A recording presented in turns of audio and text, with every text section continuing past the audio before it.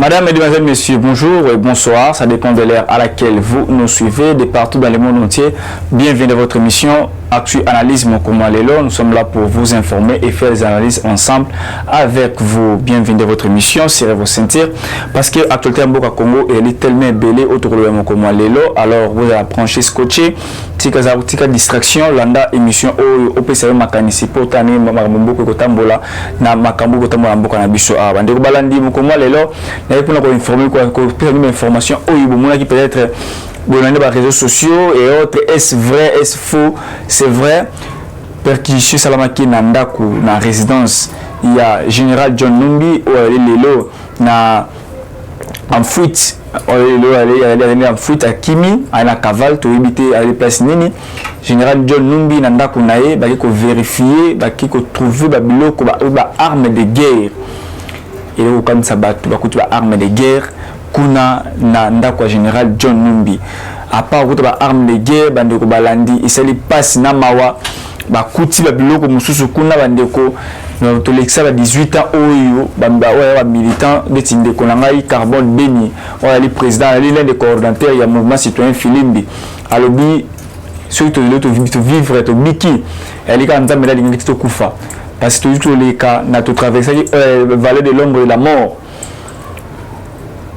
na kati ya ndaku ya John Numbi ba kuti ba arme lourd bakuti ba AK47 nombre ibanité kuti ba grenade bakuti ba nini ba biloko ebele lokola moto avec ba dépôt ya armement yo général la police na dépôt ya armement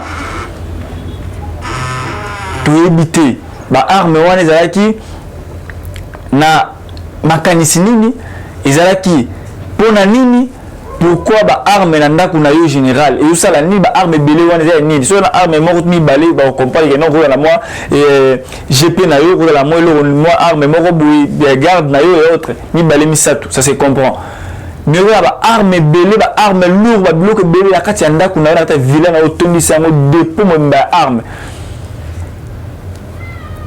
pour quelle fin et si lui on a été na ndako général John Numbi azalaki na biloko oyo ba cellule oyo ba caché clandestine oyo ba caché oyo mokono oyo ba fo ka ba caché abongo ba caché oyo ba kangi o mwana biso bungi o mwana te ba communiquer les gars ba RTNC oyo ba to ba bungi ba to ba mwana te ba monde ba photo ya ba jeune ba za ko la interroger na ba cellule wana na kati wa moni ce qui est grave chambre froide comment on l'appelle morgue maintenant morgue oui morgue ba congélateur ou ba améliorer nini température na sala ngolo ba modifier ni température na ngolo sous moins 4 degrés te comment ba moins 16 ba moins 20 degrés des ba chambre froide des ba morgue ba moins 20 degrés de ce qui muta kufi ba koti ba mona kati ya nini wana ba kuti li ya chambre froide wana kati so mi kuti moko li ya chambre froide moko na kati ba kuti biloko oyo zoka musabatu comment ba ko na biloko wana ndako wana ba micro et ba interrogation ba interrogatoire et puis qui est plus pire bande ko balandi ba kuti na kati général John Numbi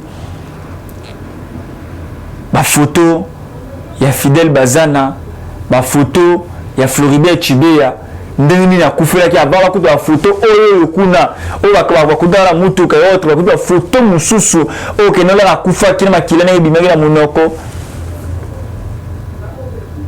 non sérieux te vola mboka o na bat mususu nzambe fasu nzambe kala batene nzambe kala lingaki ki bat mususu kufa te na manda oyo ya 18 ans kabila kala mboka o bakutu ya document il y a assassinat, il y a Laurent Désiré Kabila. Qui a tué Mouzé Laurent Désiré Kabila? Cher Katangé, est-ce que John Numbi a dit Katangé vraiment? Ces pays nous appartiennent tous. S'il vous plaît, veuillez nous éclaircir utilement. Est-ce que Congolais, Congolais, Abdoumaya, na kati ya congélateur, Il y a des photos qui circulent sur les réseaux sociaux. Il y a d'autres images que je ne peux pas vous envoyer, je ne peux pas coller sur la place publique. Parce que ça fait mal au cœur. Na respect à mort à Koufa. Rancine à Simamassine, kuna a retiré mes images. Il y a des police judiciaire, la police scientifique, il y a beaucoup d'anabiso, bakendaki na John Numbi. Kotala, kotala nini makambo les gars kuna tozonga juste après awa. Tout ça là, les botala makambo les gars tozonga juste après awa.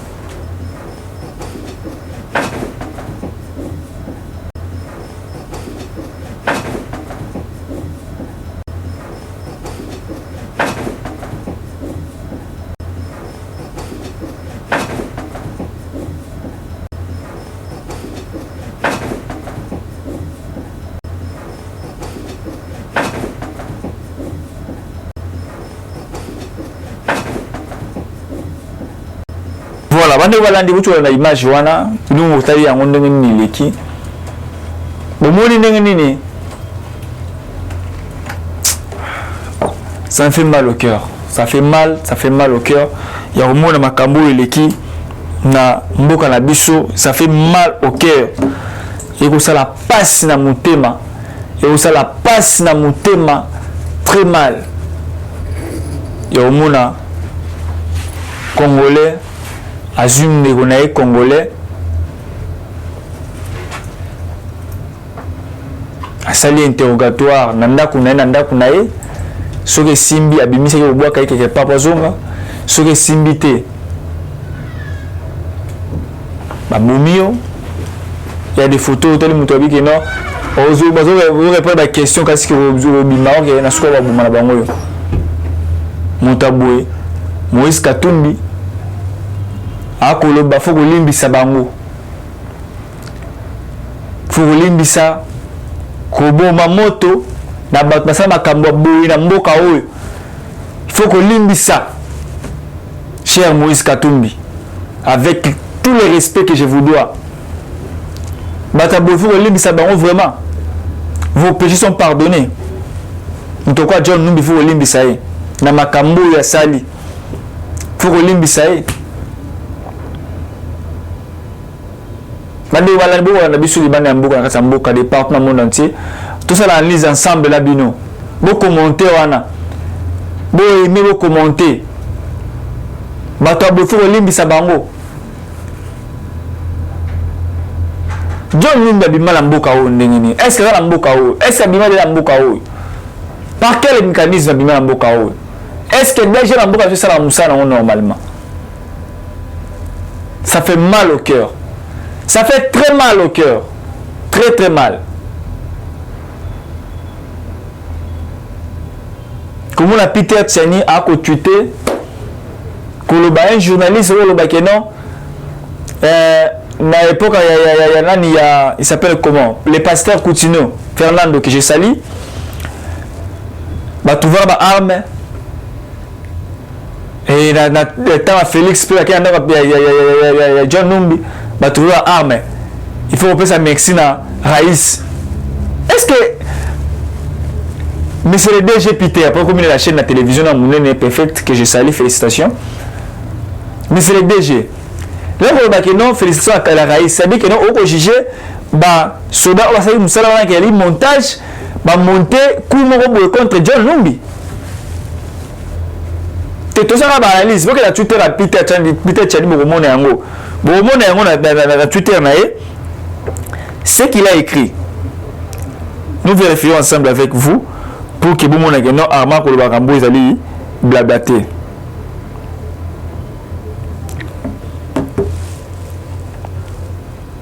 Voilà. On doit juger John Numbi pour l'affaire de Chibé, il se tient, mais perquisition chez Coutinho, on trouve des armes lourdes. Et il est conduit en prison. On perquisitionne chez John Numbi, on trouve des mêmes choses avec des lits de morgue. Il faut payer les toits de terre au Raïs. C'est-à-dire, Raïs, avant là, vous avez un montage à bouille. Donc, Félix, tu as utilisé carré logique, le syllogisme. C'est simple, on a tous étudié. Celui peut-être un comme Makambo. Or, on va trouver biloko au peut-être le but, on ne peut pas continuer. Donc, Kabila, avant on a un montage oyo, il y a un peu gouvernement Félix Tshisekedi na batnae, bah ça le montage pour John Numbi. Carré logique, syllogisme, tout en logique G1. Bah la chance au temps à l'université, bah et bien go. Tous deux bah bongo. Ndeko pipe chani. Twitter na oyo débité. Au combien ngo pour la le kaba followers et belé. Au combien ngo pour les commentaires et belé. Au combien ngo pour que bato ba attaquer au message ne ba attaquer yo ne ba répliquer pour la yo comment ngo vie quotidienne na yo. Ou bien au combien on peut la quitter sous crédibilité na yo, ou bien au combien on va répondre à attaquer mon vieux ouais aîné dans le domaine de la presse. Moi j'ai beaucoup de respect avec les aînés, mais ça me fait mal au cœur.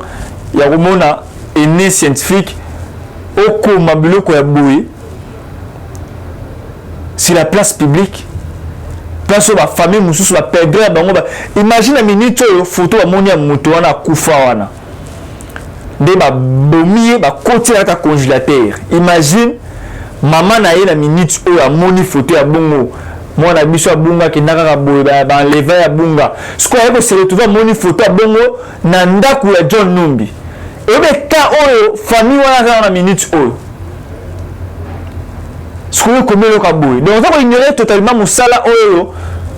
Armée congolaise, service de renseignement, armée police scientifique, basali nandako ya John Numbi.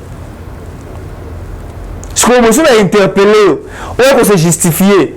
Comment on va non Kabila, alors ça m'a rababoué. Il y a moi Félix, ça il faut vous confortable de thé par Raïs. Est-ce que vous comprenez quelque chose par rapport à Bandebo Ndabiso? Vous comprenez? Ou bien à cela on va répondre au Bakeno, à défendre John Numbi, le corps à mon continent, il faut pardonner leurs péchés et pardonner, il faut pardonner. Chers amis, chers internautes, veuillez partager ces liens. Veuillez aimer et commenter avec nous. Vous pouvez commenter, développer ensemble. Nous avons une émission où nous développer ensemble. Nous commenter, nous analyser ensemble pour évoluer ensemble. Et ça n'est pas si mawa. Et ça n'est pas si mawa na souci. Donc, au Monica, on a une image officielle, après ça, il y a une image officielle. Il n'y a pas moyen de relaxer parce que ça fait mal. Tu vois, les talents, c'est la place publique. Moka, tu dis, c'est ingouvernable. Il y avait des hommes forts, les tout puissants. La rose a monté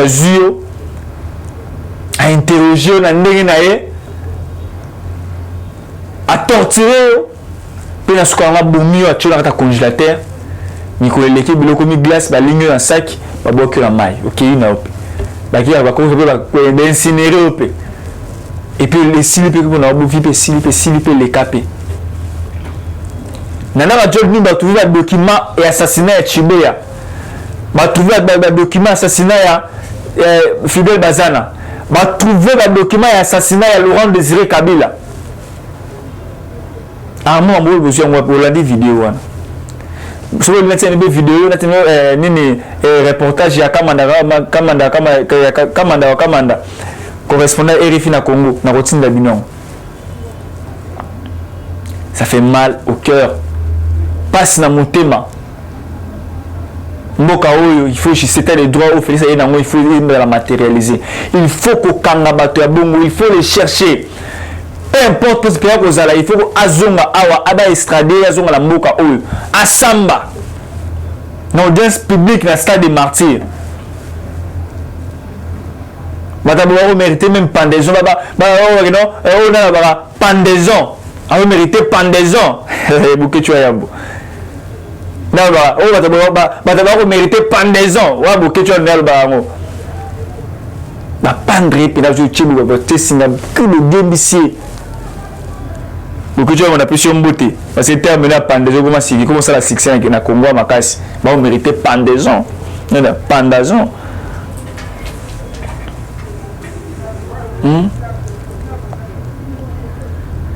Ça fait mal. Comment est-ce que vous bouilli dans le cannabis au Congo?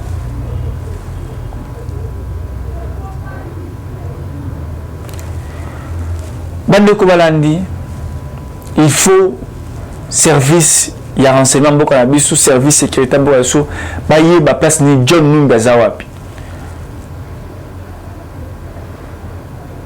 A commis le fugitif,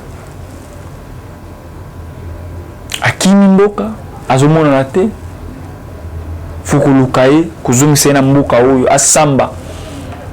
Pe ba document wana bi yaki dala position ya la kenez la évacuer et ni moi wana. Heureusement ba interpeller ki bango. Bando Balandi. Tout le dossier moko est très important pour nous. Nous devons respecter quelque chose pour nous cannabis. Hier, c'était un match à Léopard éliminatoire CAN mondial Qatar 2022. Léopard bêta qui na Tanzanie, ça qui un but partout, but qui marqué par Mbokani, ça qui bon retour na Léopard. Mais les Camerounais comme moi, la première chose, la RTNC est capable de rediffuser les matchs. Il semble qu'il y a 380 000 $ américains. Il y a frais de diffusion en FIFA. RTNC pas moyen de diffuser. Avec un match sur la chaîne YouTube, à la télévision. Et puis là, ça va Windows non craqué. Donc, ça fait la honte. La honte. C'est la honte. Il y a vraiment la chaîne nationale incapable de diffuser match. Avec la chaîne Nini, on a la relais match la chaîne Nini. Puis la deuxième mi-temps. C'est une honte. Combien d'agents dans la RTNC, Patrick Mouyalobi, a eu un nombre été, il y a des agents RTNC. Selon notre source, RTNC, il semble qu'il y a 400 agents RTNC fictifs dans la RTNC. Sur quoi RTNC a combien d'agents normalement, combien d'agents travaillent dans la RTNC? Patrick Mouyalobi a travaillé sur un nombre d'agents dans la RTNC. Nous sommes dans la RTNC et Banat. Dossier à côté du dossier Lubumbashi. Dans le stade Kamalondo, Kamalondo, c'est ça Kamalondo, voilà. Stade de Moïse Katumbi à Tongaki. La RDC n'était pas obligée à faire stade de Kamalondo. Là, il y a un stade de Lubumbashi et il y a un stade de Kenya. Il y a deux stades où il a proposé qu'il y ait un anime. Mais Moïse Katumbi a dit non. Le stade est disponible, la RDC peut jouer, Léopard de la RDC peut jouer dans mon stade, il n'y a pas de problème. Accord signé entre CAF, la propriété du stade Kamalondo de Moïse Katumbi. Certes, il y a un match en huis clos, mais quelques officiels, dans le stade où on a pu monter le match, dans l'animateur, monter le match. Mais tu se retrouver que le dans le stade où quelques sportifs peuvent avoir une simple personne, Bakotaki. Pour monter le match, pour soutenir le Léopard à BT. Maintenant, on peut se passer dans le cadre de match où on a Balandi. Comment il y a le capitaine Youssouf Moulumbu à côté de la match T. Empêcher Youssouf Moulumbu à la match T. Capitaine de l'équipe. Vous avez combien de joueurs congolais de l'étranger et binationaux ou le lot qui non à Botoma na poto à cause na poto à la tête à poto mais andini ko avec un match na le andini ko avec un match na le pas à honorer le Congo. On a été convaincu par Youssouf Moulumbu. On a été moyen en jeu pour que jouer le bébé pour convaincre les bango venez jouer pour le Congo. À son malanga au bébé. C'est Youssouf Moulumbu a tenu à convaincre pour aller dans le Léopard. Mabakambu, Bakolo, joueur rebelle. Jusqu'à présent, il continue Les joueurs sont belés. Oh, Youssouf Mulumbu personnellement. Pour ce moment, il était capitaine. Marcel Tisserand, mes amis, venez jouer pour le Congo. Venez honorer votre pays. Venez honorer la terre de vos ancêtres. Mais match à Léopard, ils sont dans le Lubumbashi, ancien capitaine de Léopard. Certes, a sali stop dans l'équipe nationale parce que Age Poussani a préféré même avoir réussi sa carrière en Chine, avoir réussi sa carrière aux États-Unis, avoir réussi sa carrière au Qatar. Mais il a réussi sa carrière dans Mboka Nangai. Il a signé contrat à Lupopo. Il a réussi sa carrière dans Lupopo. Il a réussi la Bering, il a réussi la Mazembe, il a réussi la Vita. Mais le management, il y a Jacques Kaboula qui a récupéré la capitaine, viens nous honorer. Ton expertise, ton expérience. Vous savez combien capitaine Youssouf Mulumbu a contribué à un match il y a Léopard contre Brazzaville, Congo Brazza. Comment il était motivé pour encourager ses frères. Mais hier, il a été humilié. Il a été humilié par qui? Par les gens mal intentionnés qui ne respectent pas le Congo. Baboyi Youssouf Mulumbu a côté à stade. Pourquoi? Parce que à la joueur il y a le popo. Est-ce que ça a un sens?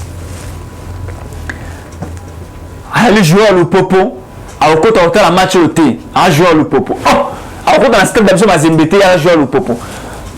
Est-ce que vous réfléchissez vraiment?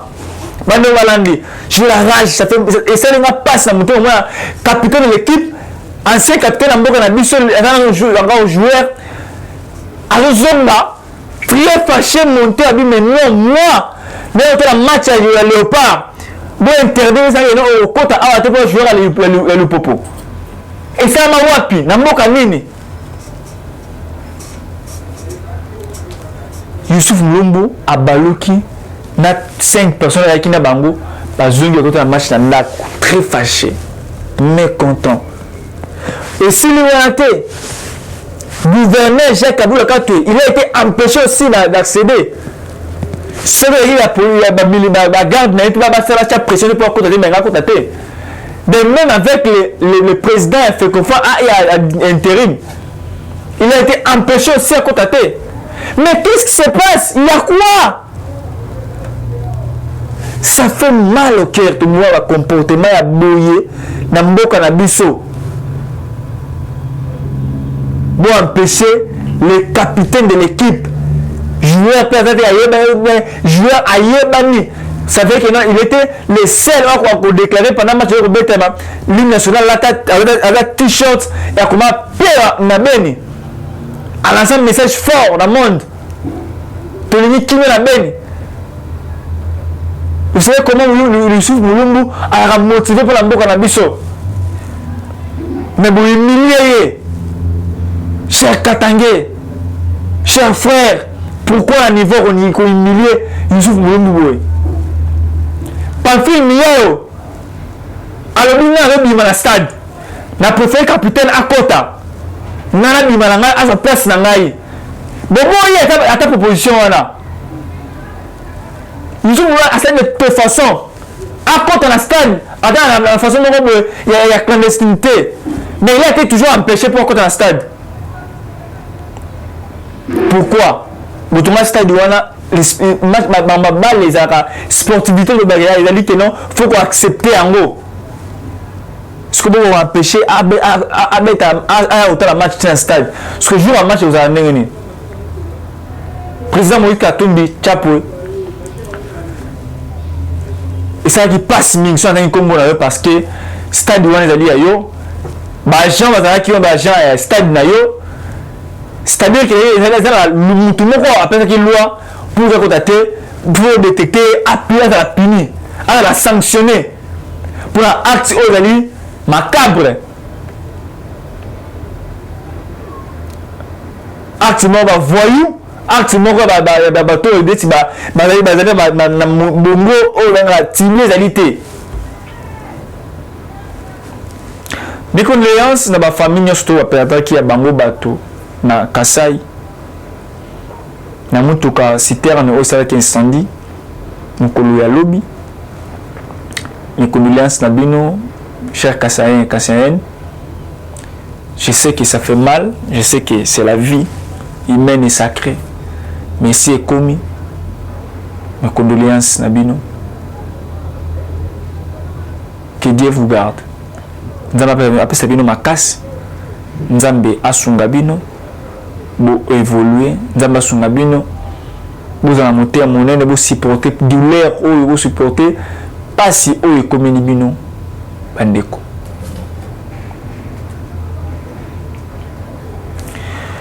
Étant le Longondo, bakanga qui est bouyebi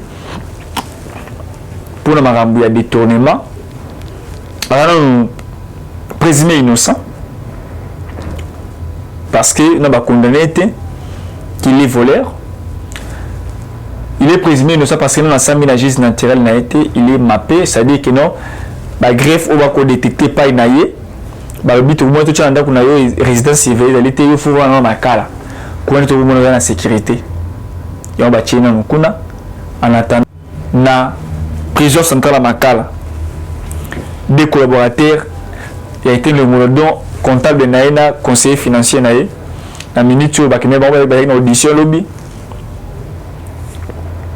Baké Makala. Donc c'est ça l'état de droit. Là, à côté de Makala, à côté du CG Augustin Kabou Yakuna, à René Kotal était le monde pour nous encourager, pour expliquer l'état des droits éliminés. Sur l'innocent, était le monde à Kobima. Sur la fautif qui n'a pas détecté, il y a qui en boka. En tout cas, les présidents Fatih Baki, à toi, moi, la maille Nangai, à toi, Tanganayo, à toi, soutenir IDPS, à toi, soutenir Kingai, na Makamibele, ce que Yibi, l'État a détecté, Yibi, détourné Mbongo. En tout cas, place dans la prison, place Nayo, place Nayo, ils ont un cas de Makasi ici. Il faut qu'il n'y ait pour la détourner, nous sommes ici, nous devons être tenus. Ce qu'il y a Mbongo et qui va kangier. Alors, ma casse dans notre bongo, vous tenez la prison pour avoir Bela. Vous tenez un cas de Makasi ici, à que ça bilanga. Pour aller dans notre Makasi, c'est un jeune, alors dans notre Makasi vraiment, à que ça bilanga, la Makasi ici, pendant 20 ans, et puis à quoi vous en à la Congo, na Kinshasa, pour Nanda Kouné normal. Donc, bah, détourner cela, tout va casser, bah, détourner, nous sommes au Kangabango, bah, qui est au Sabilanga. En lieu place, il y a Koutika Bongo. Gilles Alenghi était félicité par les États-Unis pour la lutte contre la corruption, le détournement et les deniers publics. Bah, félicité, mais les vieux, à tout comme le quoi, le pasteur Guilabé Ngakaye, inspecteur d'Eric. Comment détecter un gestionnaire public peu crédible? Identifier son mentor politique dans la classe politique. Identifier les conseillers influents qui l'entourent. Alors vous comprenez ce qu'il est venu faire au gouvernement, dans l'entreprise ou dans la tête d'une province. Moto moto ali muyibi na makambu ya mboka. Tala mentor politique na nani? Tala ba conseiller na ye banani nde bongo koyeba ke moto ya boenda moyibi. Mentor politique ya nani? Mai mentor politique na ngai Silumumba. Wa Silumumba yende mentor politique na ngai ya yoza nani tanga kombo. Donc c'est un peu ça.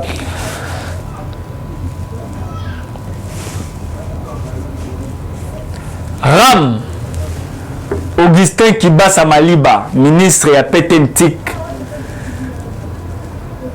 babwa kele motion de défiance de Kambo ya Ram. Bande ko balandi bona poto, beaucoup comprendre niveau ni beaucoup Ram le Ram on nini.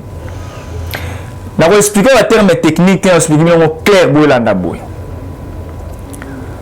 Ram ezali taxe de redevance moko bako soutirer ba crédit à ba téléphone parce que biso en Congo c'est la crédit ko so ba réseau mobile na biso au timo 500 faut so crédit na obenga moto Moi 50 de moi 50 mégas na yo benga moto na poto ndeko la ngai mon vieux Franck Kausoko bikene bizonga dukela moi 10 20 ya tere ya moi c'est dukela moi nini oyo ko benga pour moi soutien à na mboka Congo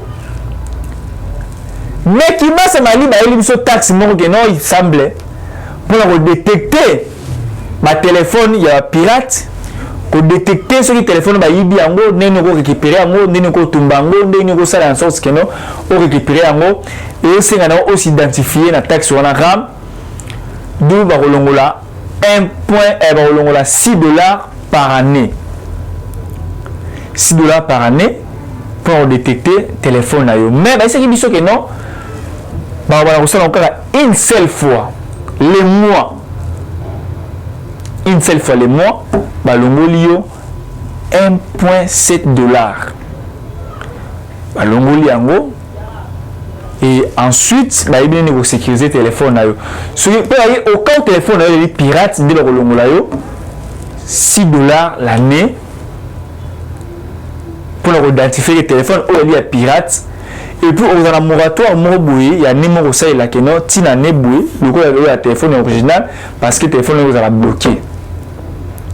Là bah situation ça veut se libosser en wana oh bingo il a dit bien malam il faut y ba et puis il fait que non bah on va identifier les sous combien de Congolais c'est la réseau tel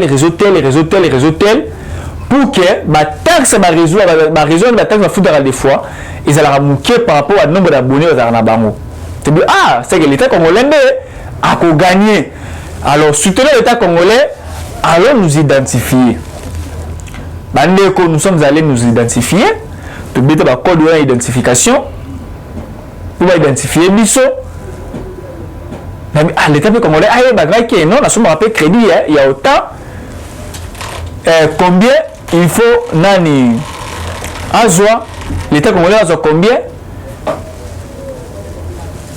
Réseau a combien pour contribuer à l'avancement de beaucoup d'ambitions. Bandeko, on a calme, mais on a expliqué simple.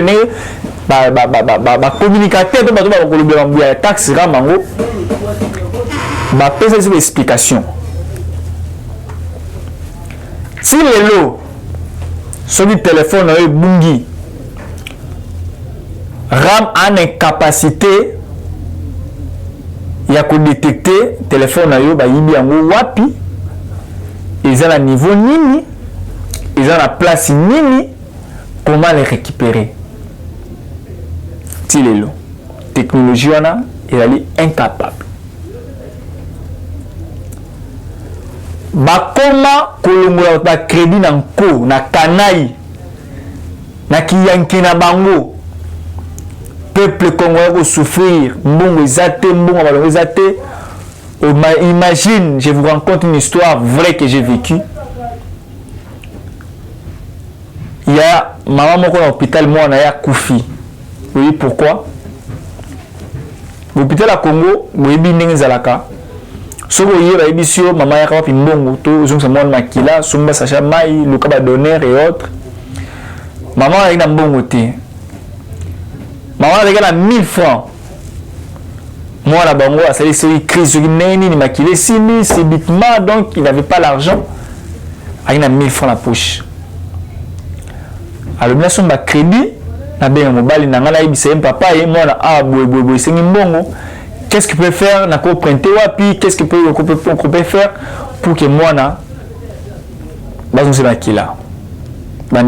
ça fait mal au cœur les gars hôpital moi Kinshasa maman a qui a son crédit boye balongoli crédit à 1000 francs la nyonso et qui bande ko balandi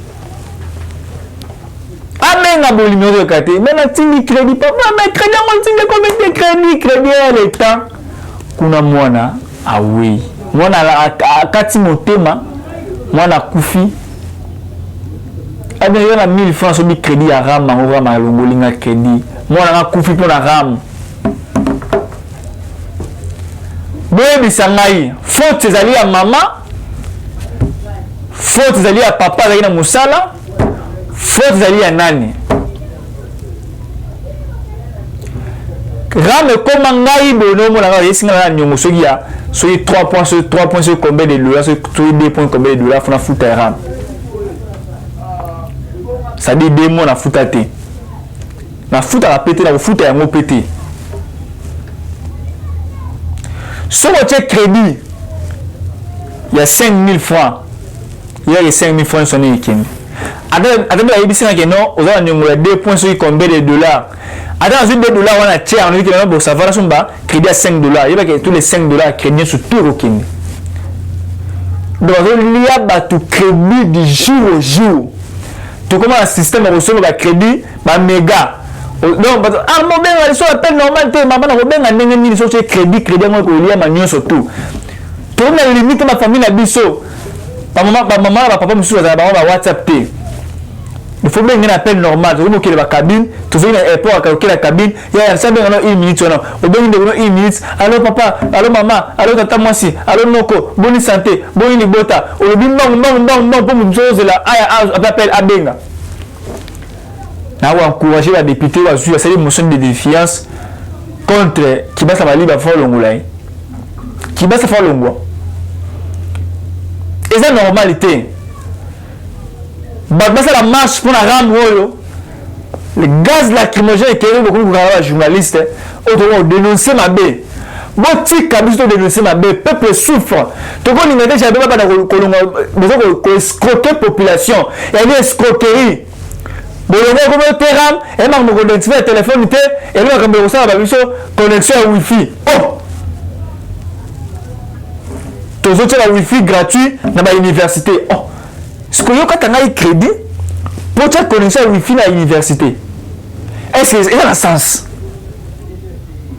Pour que le gouvernement congolais ait un Wi-Fi pour les étudiants gratuit, et aussi un crédit à paisible les citoyens congolais? Bon, ramenez au crédit. Vous avez Wi-Fi au fêlé, na campus, na IPN, na bawa, université au Tchawana. To boité. Si quoi moto, on a Boudjala. Moto, on a na Gom, na Kamituga. Moto, on a na village, qu'on a Sera, na Pemel, ya nini. Comme le quartier crédit, on bénéficie de la connexion nini.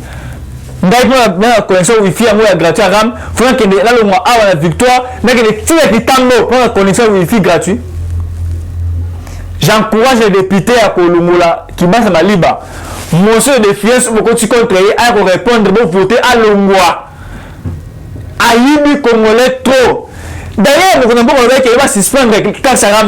Monsieur va monsieur qui démoile et ce qu'on a reçu sur nos comptes Zamboka. Et la ministre va boulisser pour que la population aille na yo. Ram o mala mouté. Alors mon konzamboka. Alors cher conseiller. Ram o mala mouté. Où la population souffre, na mon maigre moyen au joie, balé sous taxe à Ram. Martin Fayoulou, l'opposant congolais, les résistants. Au côté, mais à l'élection, ma récénie politisée, pour le président de souffrir la rame, et aussi la marche contre Yangote. Au côté, mais on de l'opposant. Ça fait mal au cœur, de Walantou, na souka, et mission la biso, na matima kasi metika kita. Pour repérer ça, Longo, il y a Nicolas Kazadi, le ministre, il y a Finance, na biso. Il va dire, monsieur de Fias, il semble qu'il a offensé l'Assemblée nationale, mais il est au-dessus de moi, il calme, il a traité, il s'est excusé pour le cas. Mais qui va s'amalib, il faut le rouler vraiment. Parce que pour lui, à côté ici, combien, à côté va Congolais, combien de crédits, combien de millions à côté ici, bon, on essaie de l'engonini, est-ce qu'il y a un bongo, il y a destiné, il y a aussi un Wi-Fi. Toi qui me rappelle pour renforcer la capacité pour identifier le téléphone, il y a pirate, il va original, excusez-moi. Tous là qui il sera aussi traité à un détournement. Donc là, c'est quoi à rappeler Mbinga Mounene, faut aussi des cas de magas, c'est ça qui s'habille. Merci beaucoup. Nabino Baneo Balandi. Vous avez belé Libanais Amboka, Nagati Amboka. Ngai Nabino.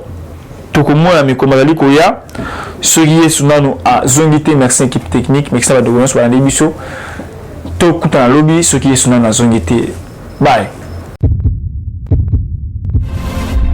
Eshima, votre magazine qui bat au rythme de l'actualité. Retrouvez la nouvelle édition.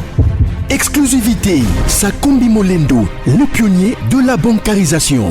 Le ministre des Affaires foncières a signé le 3 juin 2021 avec son collègue des Finances l'arrêté interministériel portant bancarisation des opérations foncières et immobilières supérieures ou égales à 10 000 $ américains. Une première en RDC concrétisée par celui qui fait figure de porte-étendard de la numérisation et de la sécurisation des titres fonciers. Aimé Sakombi Molendo est de plein pied dans la matérialisation de sa politique qui suit la vision du chef de l'État, Félix Antoine Tshisekedi, celle de faire du numérique un levier d'intégration, de croissance économique et de progrès social. Nation, gouvernement des warriors, bilan de gestion des 100 premiers jours du gouvernement Samalou Kondé. SONAS, le DG Lucien Boniemé Ekofo présente un bilan largement positif pour les grandes réalisations du premier semestre 2021.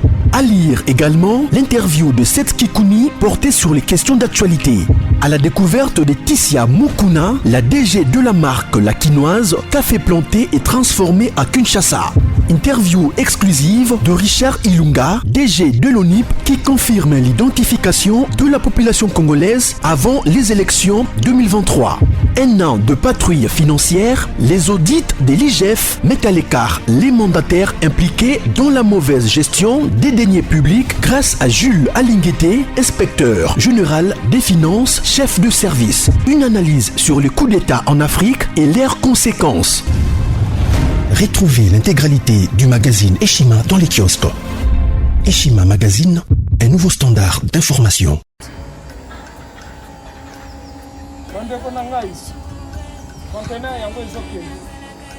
Le 26 mai, les conteneurs. Conteneur chaque mois. Donc, next ekozala le 26 mai. Olingo tinga velo. Mutuka. Please aussi okangi. Biloko tout pour même cannabis. Benga biso. Comme ça, toya, so même biloko to tinga la Congo.